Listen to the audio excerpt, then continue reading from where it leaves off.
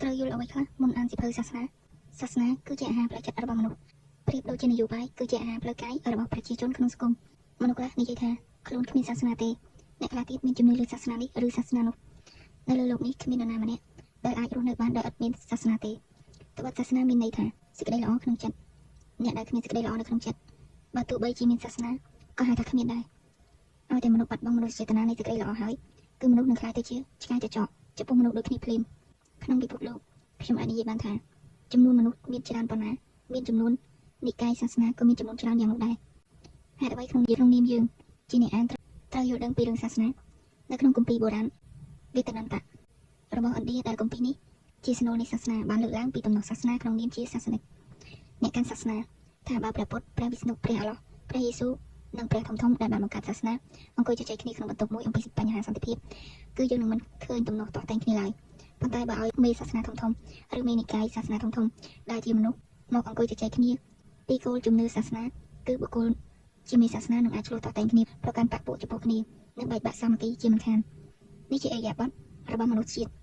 ដូច្នេះហើយទើបបានជាស្ទើរតែគ្រប់សាសនាមានតែការបែកបាក់និកាយមិនថាជាសាសនាព្រះពុទ្ធក៏មានការបែកបាក់ទាស់តែងគ្នាដែរហិនយាននិងមហាយានការបែកបាក់និកាយគឺស្មើនឹងបំបីអំណាចដែលគ្មានការអនុញ្ញាតពីព្រះក្នុងសាសនាធំឡើយចិត្តមនុស្សខុសពីចិត្តព្រះនេះជាមូលហេតុដែលយើងជាអ្នកអានសៀវភៅសាសនាត្រូវតែយល់និងជាពិសេសអំណានសៀវភៅសាសនាក្នុងនាមជា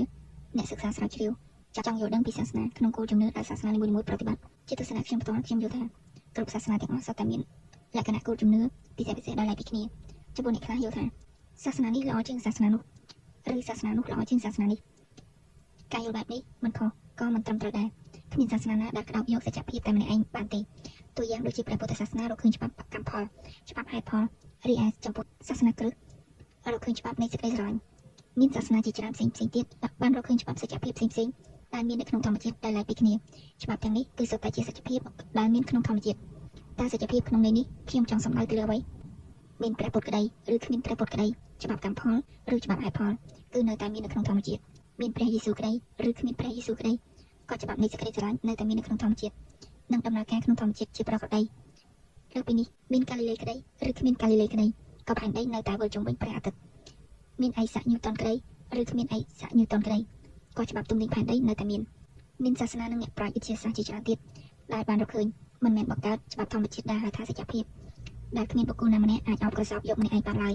បើយើងមានជំនឿលើសាសនាណាមួយគឺសូមធ្វើជាមនុស្សដែលជីកអណ្ដូងសាសនារបស់ខ្លួនឯងឲ្យបានជ្រៅនិងចេញទឹកអាចបរិភោគបានប្រតិបត្តិ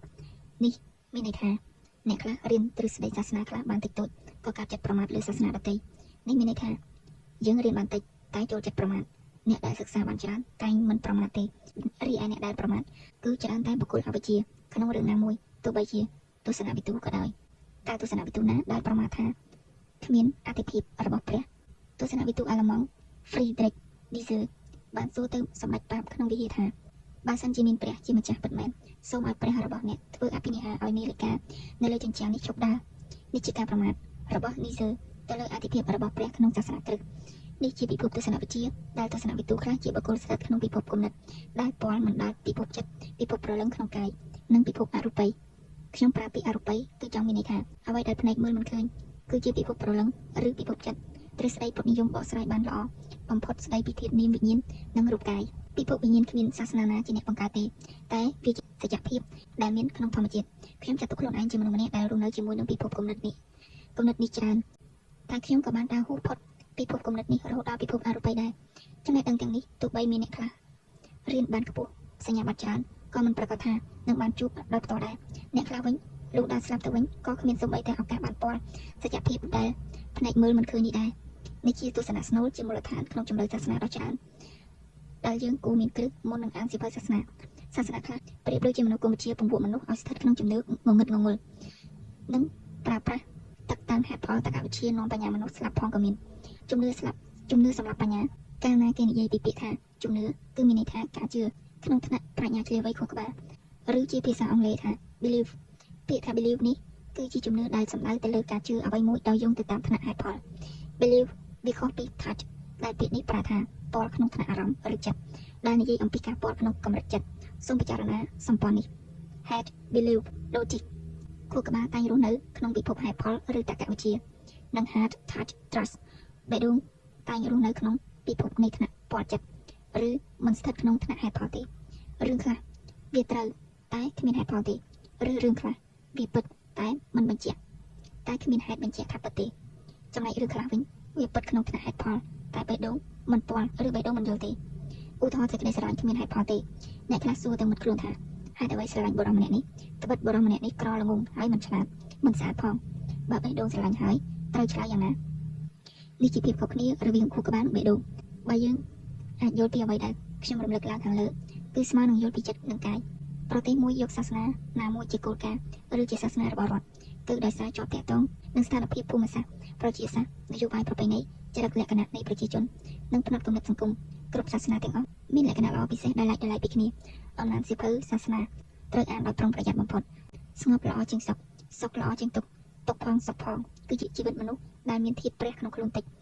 ចិត្តរបស់ព្រះគ្មានសេចក្តីសុខឯណាស្មើនឹងសេចក្តីស្ងប់ទេសៀវភៅកំណត់សាសនាយើងបានឲ្យនិយមន័យនៃជីវិតខុសៗគ្នាប៉ុន្តែយើងកំណត់និយមន័យជីវិតខ្លួនឯងបែបណាក៏បានដែរត្បិតអ្វីៗជាជំនឿរបស់យើងទេហើយវាក៏ជាការទទួលខុសត្រូវរបស់យើងនៅខ្លួនឯងដែររឿងជីវិតនេះចូលកុំប្រមាថឲ្យសោះហើយក៏ពុំគួរបណ្តែតខ្លួនលើការរស់នៅដែរត្បិតជីវិតមានតម្លៃខ្លាំងណាស់សំខាន់ឲ្យតែយើងចេះប្រើប្រាស់វាអ្នកខ្លះរស់នៅបម្រើតែបញ្ហាខ្លួនឯងហួសហេតុជាប់ជំពាក់ហួសហេតុមិនដាច់ស្រឡះចាញ់ខ្លួនឯងជីវិតមិនរីកចម្រើនស្ថិតក្នុងសភាពដដែលក៏កើតចិត្តប្រមាថថាជីវិតគឺជាការឥតន័យទស្សនៈនេះទទួលឥទ្ធិពលពីទស្សនៈវិទូ Albert Camus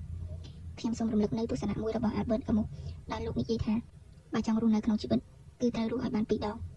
គំនិតនេះគឺគ្រាន់តែចង់ឲ្យមនុស្សចេះប្រឹងប្រែងអត់ធ្មត់តស៊ូនឹងការលំបាក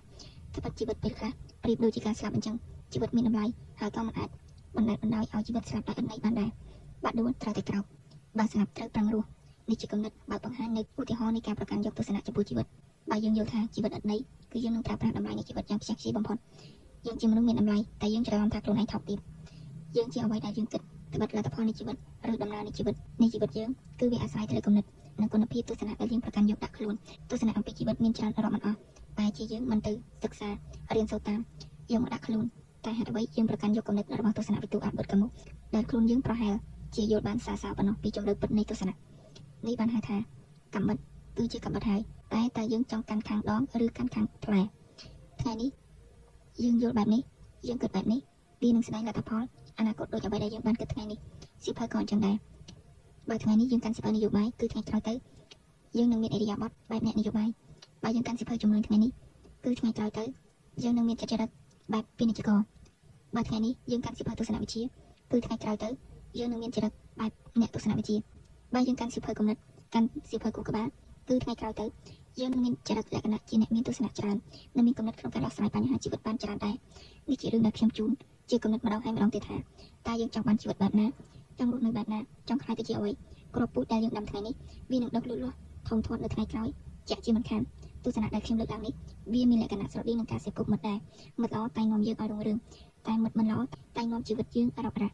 សៀវភៅល្អតែងធ្វើឲ្យយើងរស់នៅមានសេចក្តីសុខតែសៀវភៅមិនល្អតែងនាំឲ្យយើងរងទុក្ខបើទោះបីជាពេលខ្លះយើងមានលុយយើងមានឡានទំនើបយើងមានវិឡាសកំស្កៃក៏យើងរកក្តីសុខរកសុខសន្តិភាពផ្លូវចិត្តមិនឃើញដែរការរស់នៅក្នុងជីវិតនេះបើចង់ខ្លាំងត្រូវរៀនរស់នៅប្រមូលនូវភាពរឹងមាំបើយើងចង់បានទស្សនៈច្រើនត្រូវរៀនរស់នៅប្រមូលគំនិតបើយើងចង់ចាស់ទុំត្រូវរៀនរស់នៅប្រមូលនូវការអត់ធ្មត់បើចង់ខ្លាយទៅជាមនុស្សដែលមានទស្សនៈច្រើនត្រូវរៀនរស់ប្រឹងអានសៀវភៅគំនិតប្រភេទសៀវភៅដែលយើងកាន់នឹងដៃនេះវានឹងកំណត់ជោគវាសនារបស់យើងនៅថ្ងៃក្រោយប្រៀបដូចជាចរិតដែលស្ថិតនៅក្នុងខ្លួនយើងថ្ងៃនេះវានឹងកំណត់វាសនាយើងនៅថ្ងៃក្រោយអញ្ចឹងដែរមនុស្សជាតិមិនដឹងជាការប៉ុន្មានដំណងហើយមកទេរីចំពោះចំនួនសៀវភៅនិងប្រភេទសៀវភៅក៏មានច្រើនរាប់មិនអស់ផងដែរក្នុងមួយជាតិនេះតើយើងរំពឹងថាខ្លួនឯងនឹងរស់បានប្រហែលឆ្នាំឧបមាថាយើងអានសៀវភៅមួយឆ្នាំ12ក្បាលយើងសាកប្រតិទថាយើងរស់នៅបាន100ឆ្នាំអញ្ចឹងតើក្នុងរយៈពេល100ឆ្នាំយើងអានសៀវភៅបានប្រហែលក្បាលស្របពេលដែលចំនួនសៀវភៅសរុបដែលអ្នកប្រាជ្ញអ្នកចេះដឹងពិភពលោកនិពន្ធឡើងមានរាប់មិនអស់អានគឺត្រូវតែអានហើយតែត្រូវជ្រើសរើសសៀវភៅប្រើប្រាស់ពេលវេលាឲ្យមានប្រសិទ្ធភាពនិងប្រើប្រាស់លុយកាក់ឲ្យត្រូវផ្លូវជីវិតមានតម្លៃលុយជួយជ្រោមជ្រែងជីវិត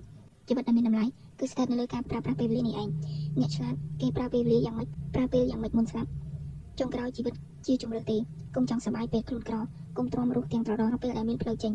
ផ្លូវមានឲ្យចេញទស្សនៈមានឲ្យពិចារណាគោលការណ៍មានឲ្យសាកល្បងតែយើងចង់ឬមិនចង់វាសុទ្ធតែជាជំរឿសៀវភៅដែលយើងកាន់ថ្ងៃនេះវាពាក់ព័ន្ធនឹងអនាគតយើងនៅថ្ងៃក្រោយ